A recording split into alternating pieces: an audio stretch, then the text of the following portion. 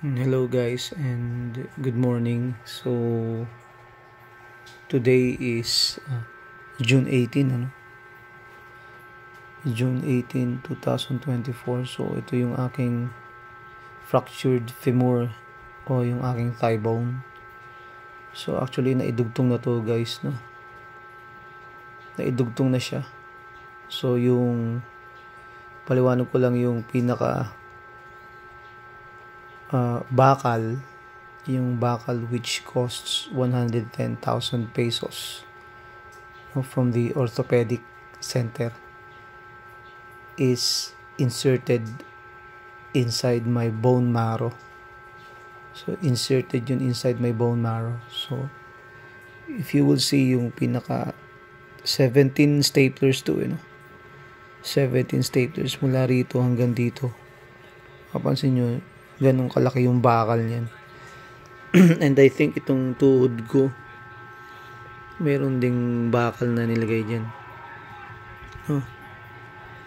So, yan siya. So, June 18. So, actually, ako lang mag-isa rito sa bahay ko. Dito sa Malabon. So, I bought electric fans. Tatlo na nga nabili ko. Isa, dalawa, tatlo yun sa TV ko. Watching Lord of the Rings nga pala. Then I have here wheelchair.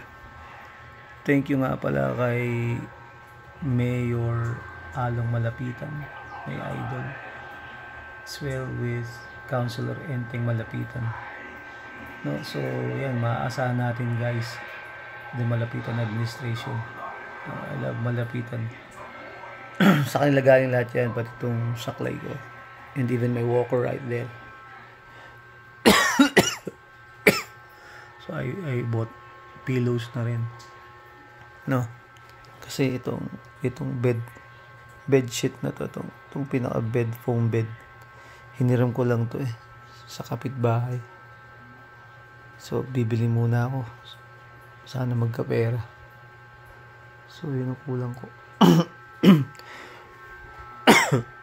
Yun. So pagkain, pag food naman, ano lang tayo. Nagpapabili na lang ako ng food, guys.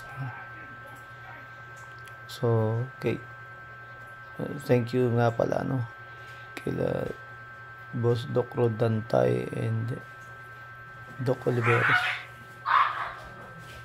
Okay, so hanggang dito na lang muna guys, and more power. God bless.